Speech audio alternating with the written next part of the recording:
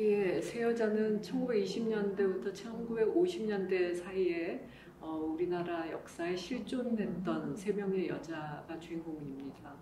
허정숙, 주세죽, 오명자. 그런데 그 식민시대 그리고 해방공간 이 시대가 워낙 우리 역사에서 격동의 시대였기 때문에 이 세 명의 여성, 신여성들의 인생도 그렇게 평탄할 수가 없었죠.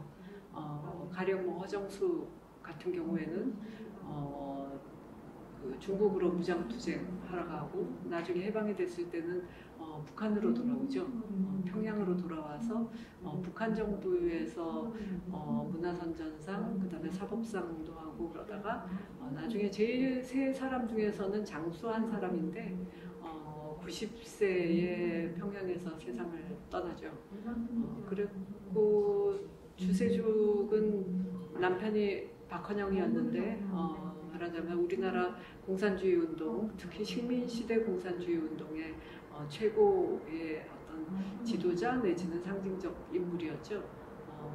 박헌영의 부인이었는데 두 사람이 1928년에 소련으로 탈출을 하고 그리고 나중에 상해에서 활동하다가 남편은 잡혀 들어오고 본인은 모스크바로 가서 김다냐하고 재혼을 하고 그리고 김다냐가 일제밀정으로 처형이 되면서 본인은 유형을 가죠. 그런데 결국 5년 유형이 여생의 전체를 유형지에서 보내는 그렇게 연장이 돼서 결국은 1953년에 유형수로서 인생을 마치게 되죠. 어떻게 생각하면 세 사람 중에서 가장 불행한 인생을 살았다고도 할 수 있는 그런 비운의 여성이죠. 그리고 고명자 같은 경우에는 이화학당을 다녔던 여성이고 그런데 여성동호회를 하면서 거기서 이제 말하자면 운동권 여자들을 만나고 그리고 또 김다냐를 소개받고 그러면서 공산주의 운동에 들어서게 되죠.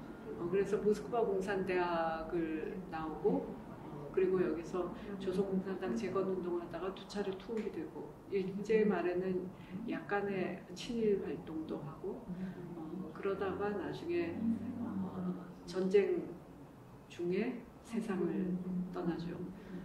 그런데 저는 이제 이 세 여자들의 어떤 허스토리 그리고 그 여자들 주변에 있는 또 다른 공산주의 활동가들 그리고 이 세 여자의 인생에 얽혔던 그 남자들 그 어떤 인물 군상들을 다루고 싶은 생각도 있었지만 전체적으로 그 식민시대와 해방공간과 전쟁과 그 이후의 시기 우리 역사에서 가장 어두운 시기, 현대사에서 가장 어두운 시기라고 볼 수도 있는 시기인데 그 시기의 역사를 그 공산주의 활동가를 통해서 한번 복원을 해보고 싶었습니다.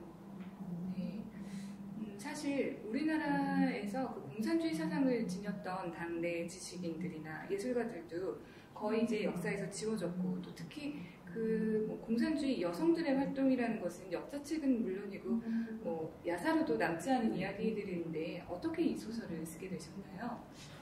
그렇죠. 진짜 지워진 역사, 잊혀진 역사라고 할 수 있는데 저희도 제가 78년에 대학을 들어갔는데 제가 대학 때 읽었던 신여성 책이 나혜석의 자서전이었거든요.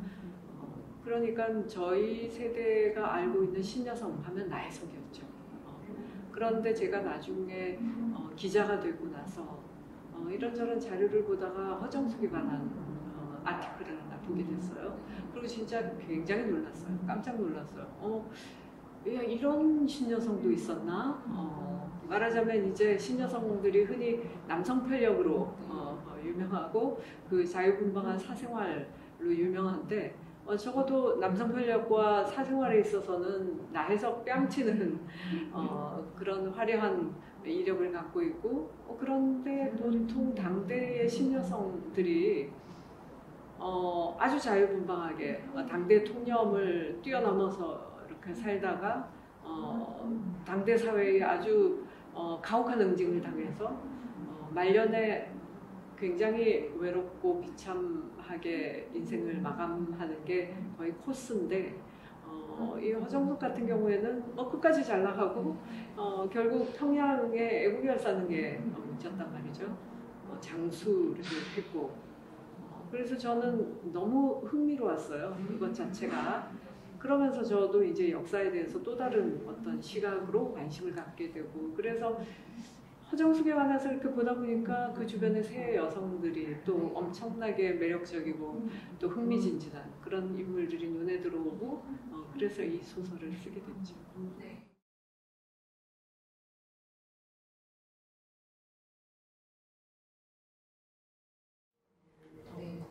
저는 그 말씀해주신 그 3명의 여성들에 대한 묘사 중에 이 주세죽이라는 여성의 어떤 묘사가 가장 좀 와닿았어요. 그 여성에 대해서 이제 그 묘사하신 부분들이 이제 뭐 가련하거나 뭔가 이렇게 의존적인 여성으로 이렇게 묘사하시기보다는 굉장히 좀 주체적이고 능동적인 어떤 그런 여성상으로 전체적으로 소설에 묘사됐다라는 생각이 들었거든요. 그래서 좀 이제 역사라는 게 얼마큼 누가 쓰느냐에 따라서 굉장히 다른 것 같고 또 그동안 또 남성 중심으로 쓰여진 역사가 얼마나 왜곡되었을지 그런 것도 생각을 해봤는데요. 선생님께서 생각하시는 어떤 여성주의적인 역사 쓰기, 남성주의적인 서사는 어떤 것일까요? 그러게요. 그 여자가 주인공이라는 이유만으로 여성주의 서사가 되지는 않은 것 같아요. 근데 제가 이제 이 소설을 쓰면서도 그런 걸 많이 느꼈지만 정말 당대 최고로 센 여자고 그 최고의 교육을 받은 사람들이잖아요. 허정숙만 해도 뭐 유학만 해도 일본에는 거기는 뭐 저기 신학교를 갔다고 하지만 그다음에 상해, 그다음에 미국의 콜롬비아 대학, 그리고 모스크바 공산대학의 단기과정 6개월짜리도 마쳤다고 해요. 그렇게 교육받은 뭐 다른 두 여성도 다 해외 유학을 하고 이제 이런 당대로서는 아주 드문 1%도 아니고 뭐 0.1%쯤 될까 이런 신여성들이거든요. 그런데 결국 이 사람들의 인생을 보면 상당히 약간 인생이 남편이라는 변수에 의해서 이렇게 휘둘리고 이제 그런 인생을 살았단 말이죠. 유일하게 이제 허정숙만 빼고 그런 게 저도 쓰면서 조금 답답했던 부분이고 읽는 사람들 특히 요즘 세대의 독자들은 아마 더 짜증이 났을 수가 있을 것 같아요. 근데 이제 우리가 사실 그 시대의 맥락이라는 것 위에 이 사람들을, 이 인물들을 놓고 봐야 되는데 이를테면 이 여성들은 당시는 1920년대만 해도 이미 가보경장 이후라고는 하지만 봉건적인 가부장제 그리고 신분계급제 그리고 여자들이 함부로 이혼도 못하고 그리고 그 집안에서 정혼해준 남편을 한 번도 보지도 못하고 시집가는 뭐 대체로 그런 식으로 그런 인생을 받아들였거든요. 그런데 이 여성은 세 사람 다 자유연애였거든요. 그것만 해도 굉장히 예외적인 것이고 그리고 당시로서는 한 10번째 안에 드는 그 단발 여성이라고 했잖아요. 그래서 사실 그 시대의 이제 컨텍스트 속에서 이 사람들이 얼마나 정말 혁명적이었는지 이거는 이제 봐줘야 될 것 같아요. 그런데 그럼에도 불구하고 그 주세죽 같은 인물은 남편이 말하자면 너무나 그 중요한 인물이었기 때문에 말하자면 이제 당시 공산주의 운동의 지도급에 있는 남자였기 때문에 결국은 그 아내의 역할이라는 게 말하자면 목사 사모 같은 걸까요? 이미 아내의 역할은 정해진 거잖아요. 그렇게 산다는 거, 그런 인생을 또 받아들였다는 거, 남편 때문에 그 이영만리의 외국에서 인생을 살아야 됐고 결국 남편 때문에 유학 가서 거기서 죽어야 됐잖아요. 그런 인생을 받아들여야 됐다는 거에 대해서 제 나름대로 약간 저항을 하고 싶은 마음은 있었어요. 그래서 제가 이제 허정숙의 입을 빌어서 그걸 했죠. 그래서 1920년대 경성 그 챕터에 보면 허정숙이 계속 주세죽한테 화를 내는 게 나오거든요. 너 그렇게 부엌대기 하려고 유학 갔다 하니 뭐 이러고 네. 그리고 조선공산당 운동 우리 다 같이 유학하고 공부하고 이랬지만 거기에 간부를 여자 하나도 안 집어넣더라 뭐 이런 거에 대해서 문제 제기하는 저는 진짜 그랬을 것 같아요. 허정숙 정도 인물이면 분명히 그때 그거 가지고 엄청 화를 냈을 것 같아요. 그랬을 거라고 제가 상상도 하고 그리고 제 마음도 어느 정도 좀 싫어서 제가 그런 문제 제기를 말하자면 당대에 대한 문제 제기 어떤 역사적인 상황에 대한 문제 제기를 한 거죠 작가로서. 어차피 제가 여자니까 아마 그랬을 거예요. 읽으면서 진짜 그 부분이 굉장히 속 시원하고 후련했던 것 같아요. 그렇죠. 네. 쓰는 사람으로서는 또 얼마나 또 찝찝했겠어요. 네. 마지막으로 우리가 사실 이렇게 20년대, 30년대 뭐 신여성에 대해서도 그렇지만 인지하고 있지 못했던 100년 전의 황금광 시대가 지금과 얼마나 다르고 또 얼마나 똑같은지 그런 거에 대해서 어떻게 생각을 하시는지 궁금합니다.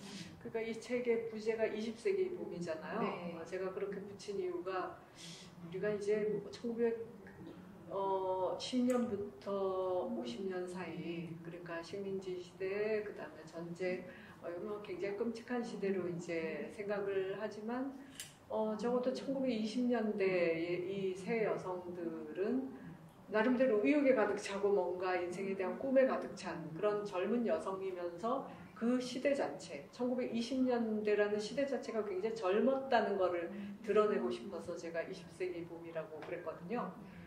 그러니까 물론 지금이 가장 좋은 시대죠. 2020년은 가장 좋은 시대죠. 그렇지만 1920년대라는 시대도 그런 젊은 사람들이 나름대로 어떤 그 젊은 그 에너지를 발산하면서 살기에 최악의 시절은 아니었다는 거. 왜냐하면은 그 시대는 모든 모던하고 근대적인 것들이 막 밀려 들어오면서 이상주의자들, 낭만주의자들의 황금기이기도 했거든요.